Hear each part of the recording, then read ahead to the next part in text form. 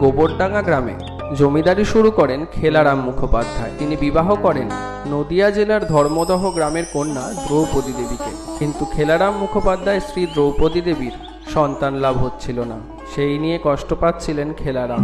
একদিন তিনি নদীর ধারে বসে মা কালীকে মন ভরে ডাকছিলেন। তার কিছুদিন পরে তার জমিদার বাড়ির সামনে এক নাম না জানা সন্ন্যাসী এসে হাজির হন ও দ্রৌপদী দেবীকে একটি ফল খেতে দেন, এবং তারপরে সেই সন্ন্যাসীটি কোথায় যেন অদৃশ্য হয়ে যায় এবং দ্রৌপদী দেবীর কোল আলো করে 1794 সালে পুত্র সন্তান হয়। তিনি সেই খবর পেয়ে যখন ফিরছিলেন, তখন তার রাস্তায় তিনি দেখেন হঠাৎ একটি সুন্দরী মেয়ে তাকে বলে, তোমার পুত্র হয়েছে খেলারাম।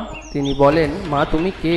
তখন সেই মেয়েটি রূপ বদলে হয়ে যায় মা কালী। মা কালী প্রসন্নময়ীর আশীর্বাদে জমিদারের ছেলে হয় কালী প্রসন্ন। তার কিছুদিন পর খেলারাম আবার মায়ের দর্শন পান।